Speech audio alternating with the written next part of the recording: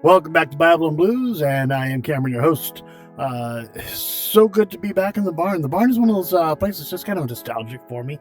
I like how they did it. And, the natural looking beams. This is a metal roof barn. It looks like, so cool place. You could have.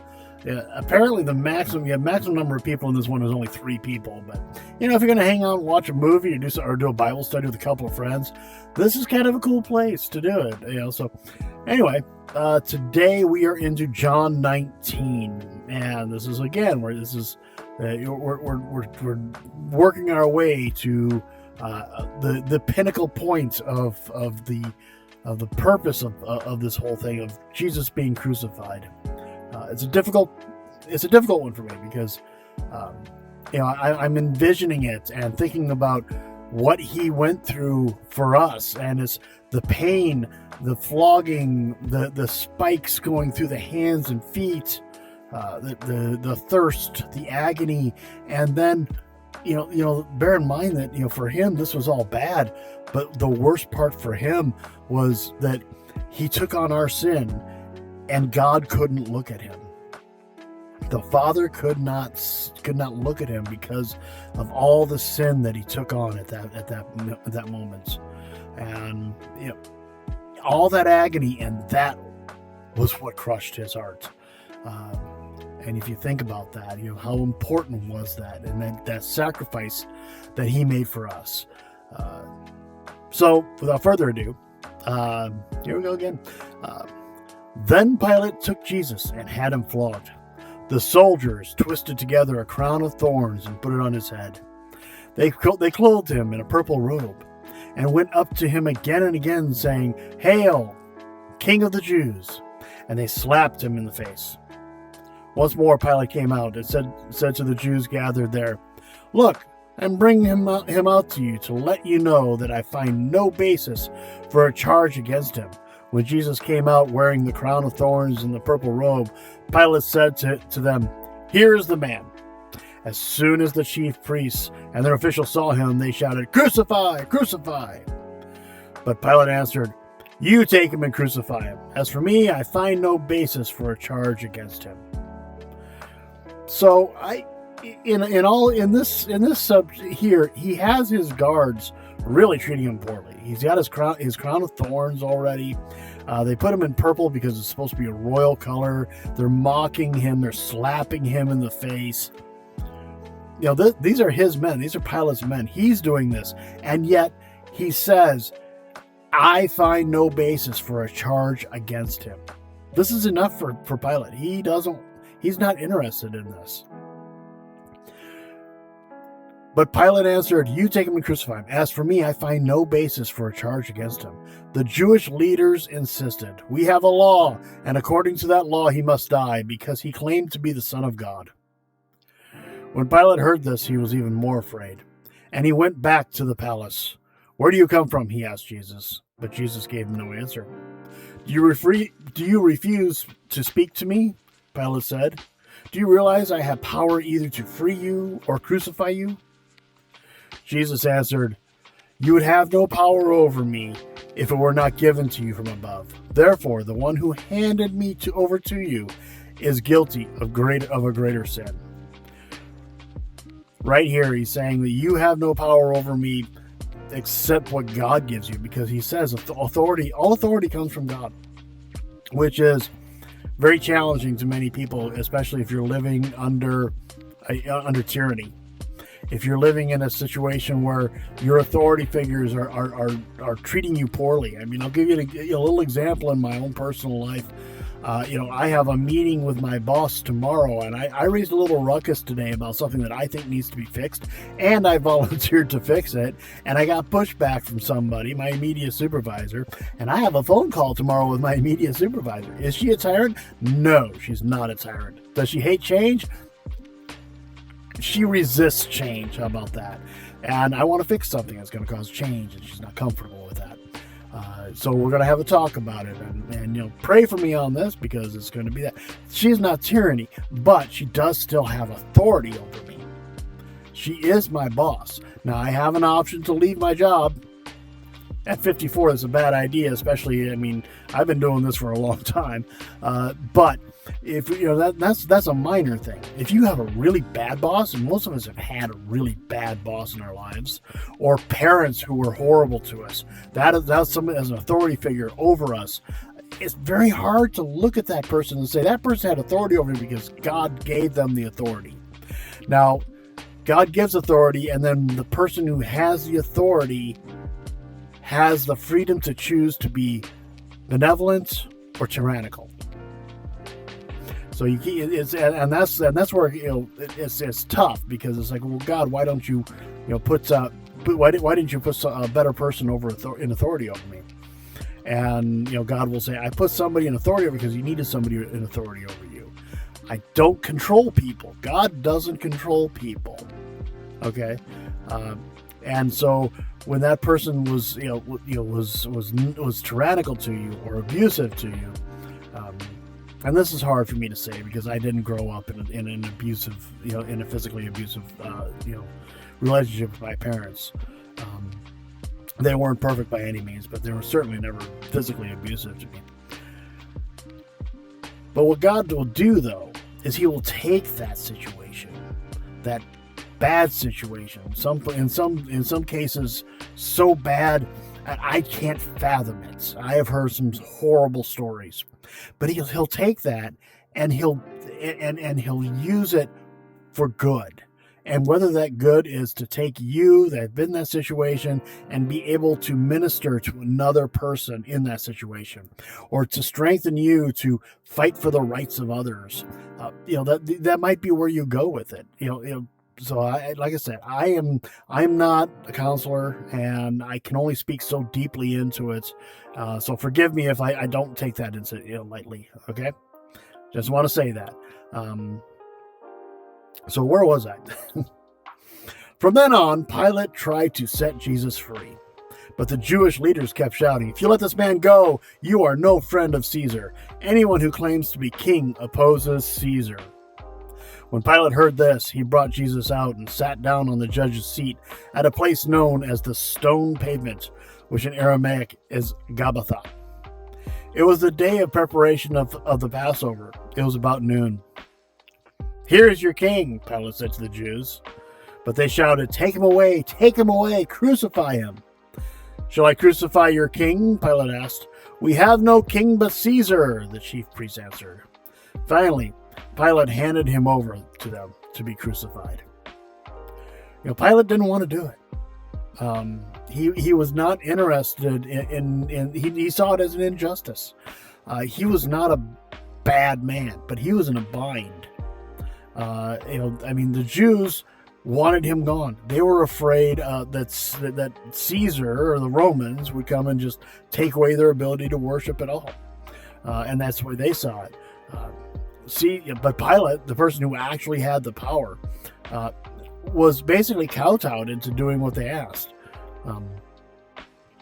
So the soldiers took charge of Jesus. Carrying his own cross, he went out of the place of the skull, which in Aramaic was called Golgotha. Out to the place of the skull. I was going to say, it didn't sound right. Carrying his own cross, he went out to the place of the skull, which in Aramaic is called Golgotha. There they crucified him, and with him 2 others, one on each side and Jesus in the middle. Pilate had a notice prepared and fastened to the cross. It read, "Jesus of Nazareth, the King of the Jews." Many of the Jews read the sign, for the place where Jesus was crucified was near the city, and the sign was written in Aramaic, Latin, and Greek. The chief priests of the Jews protested to Pilate, "Do not write the King of the Jews, but that this man claimed to be the King of the Jews." Pilate answered, "What I have written, I have written."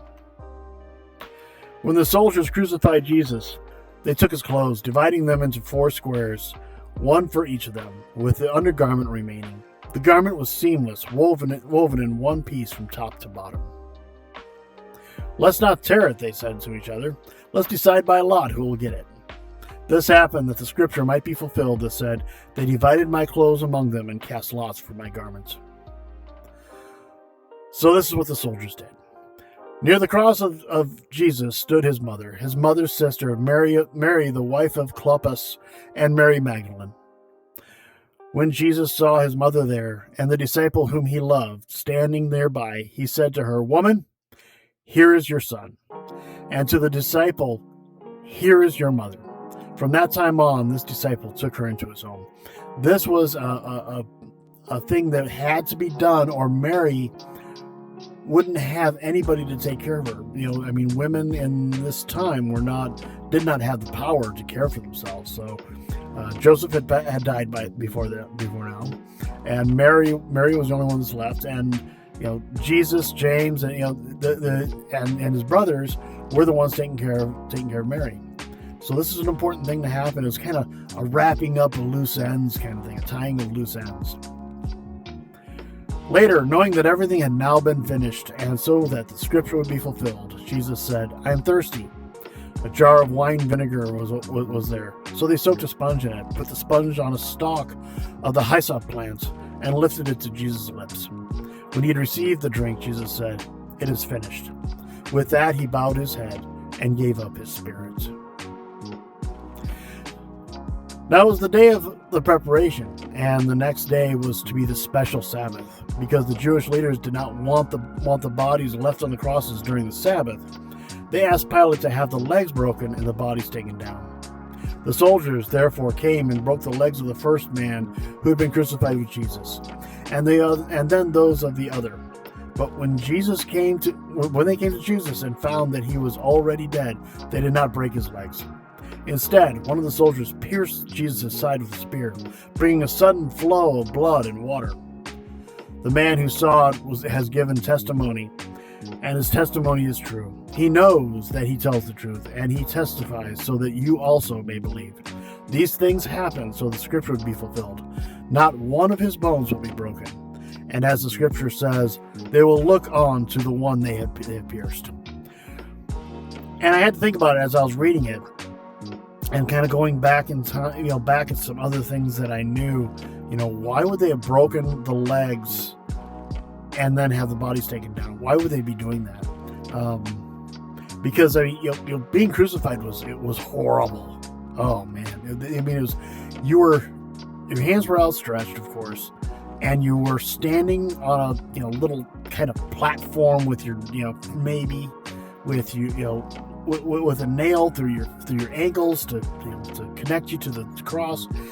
And as you were there, you would if you came down too far, you would not be able to breathe, and so you would have to stand up to be able to breathe. And that was just this constant battle to breathe at all through agony and pain. And so that they would do this sounds bad, and it is. It just so you understand, this is bad. They asked Pilate to have the legs broken. So they didn't want the bodies on the cross during the Sabbath. So they didn't. People would often linger for hours upon hours upon hours on the cross, being crucified. So they just get a picture in your head of that. And that's when I say, I have everything that Jesus went through.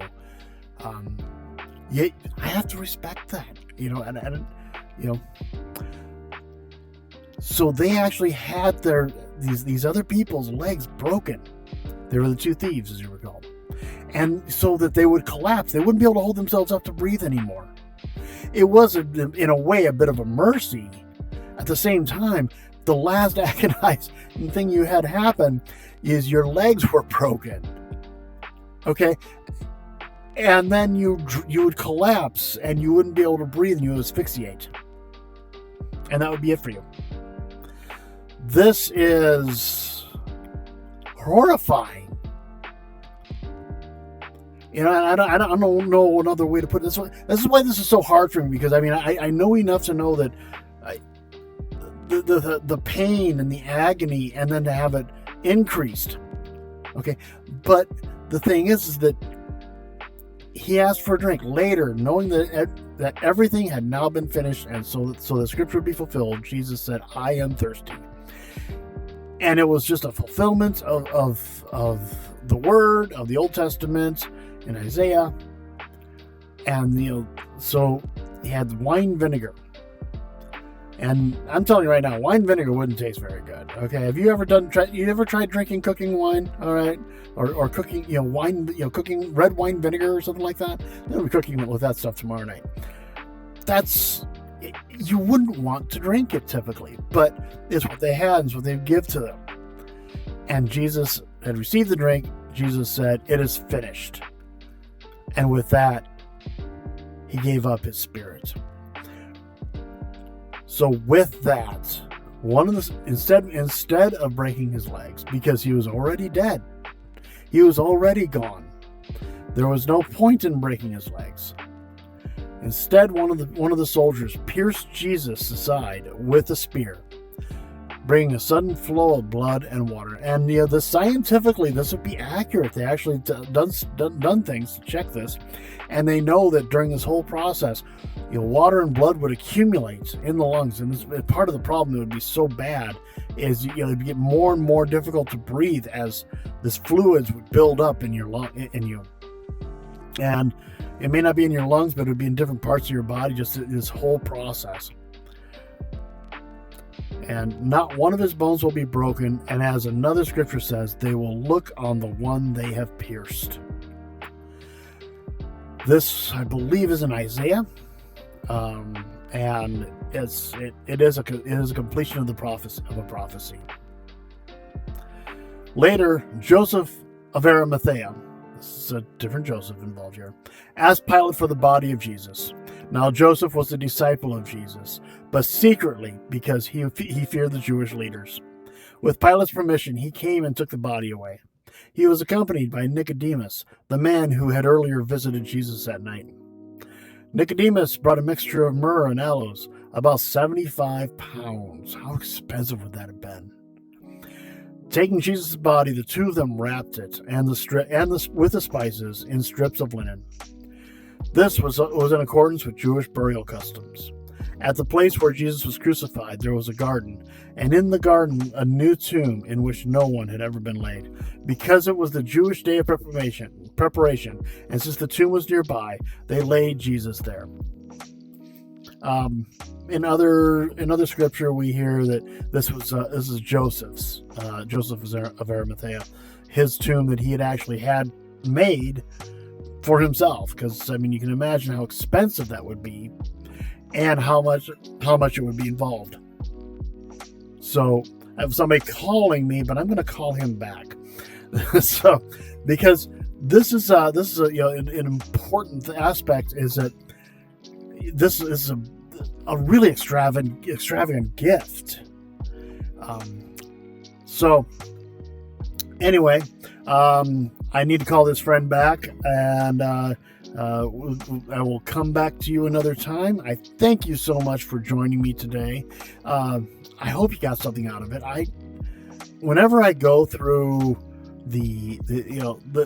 this area of in the scriptures, whether it's whether it's in John or any of the other gospels, talking about this time in Jesus' life and the end here, I'm always it's very moving for me. This is so difficult as I think about these things.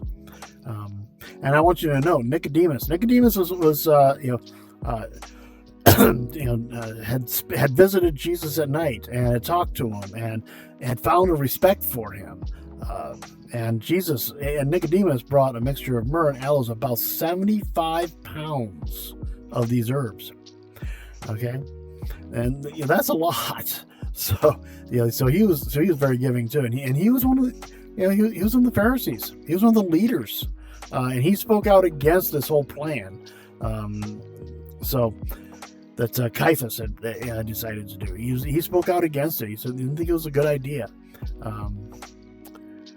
So there was people, and then earlier yesterday we talked about the Simon Peter saying denying Jesus 3 times, and yet here Joseph of Arimathea and Nicodemus were there at the end. Who else was there? Mary, his mother, Mary Magdalene was there. and there was another Mary, and Mary, the wife of Clopas, stood with his mother's sister, Mary, the wife of Clopas, and Mary Magdalene. And also, they always say the disciple whom he loved standing nearby. This would have been John, the writer of this entire book. It was not deemed. It was presumptuous to speak of yourself in the first person in writing at that time, and so now we could do biographies where we do I and me and things like that. But at this time, this is a way for him to describe himself.